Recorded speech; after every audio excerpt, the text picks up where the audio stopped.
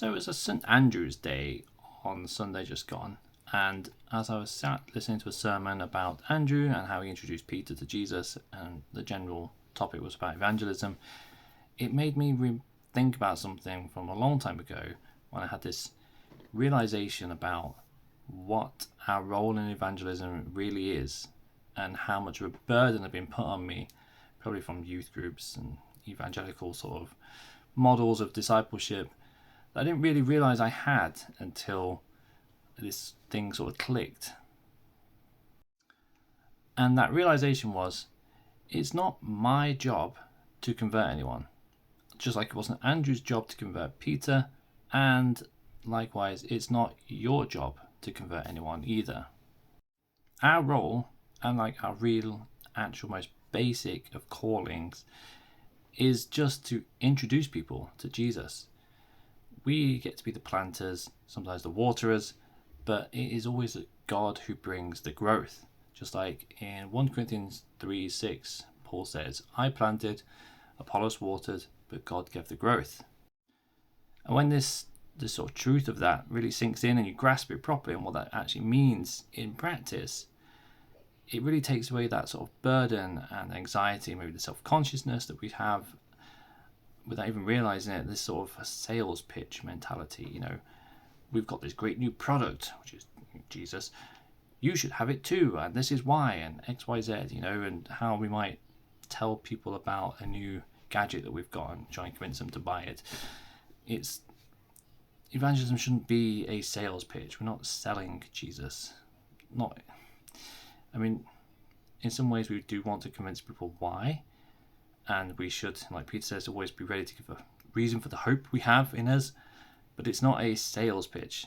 The Great Commission Jesus gives, he says, go therefore and make disciples of all nations, baptizing them and teaching them. And it what dawned on me really was that these are things that come after conversion. Once someone's come to faith, then we disciple them, then we teach them, then we baptize them. It's faith and conversion are something outside of our job description. It's above our pay grade. The Holy Spirit draws people in, he softens their hearts, he draws them in, he changes them and brings faith. That gift of faith is a gift from God. It's not our action. Otherwise that would be a work that we can boast about. It's a gift of God. He softens our hearts, we come to faith, and that conversion part is all in God's hands. All we've got to do, like Andrew, is say, hey, I follow Jesus. He's changed my life. Come, meet Jesus.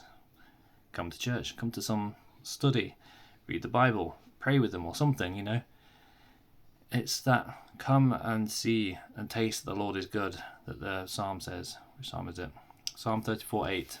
Oh, taste and see the Lord is good.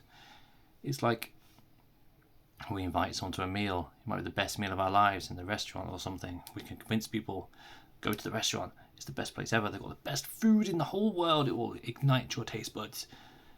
But we can't taste it for them. They've got to go. They've got to make that choice to go there, investigate it, whatever, taste for themselves and see that it really is as good as we said. In the same way of conversion evangelism, we can explain and tell all the good things, but unless that person goes and actually tries to approach God and seek him, that's it. We can't do anything else for that person. That is then in the realm of God and the Holy Spirit to deal with. It's like that old saying, you can bring a horse to water, but you can't make it drink. We can bring people as far as close as possible to faith, but they've still got to make that final step of actually accepting that invitation. And once we realise that all the real work is in the hands of God, it alleviates a big burden, I think. It did for me anyway, that all we have to do is be signposts. We point people to Jesus, and then Jesus does the rest of the work. It's not on us, it's not our problem, it's not our burden, it's above our pay grade. So hopefully that realization of mine from years ago that I was reminded about on Sunday can be a reminder or a realization for you and help alleviate that burden for yourself. And maybe it'll help you be more open to inviting people to meet Jesus and taste and see that the Lord truly is good.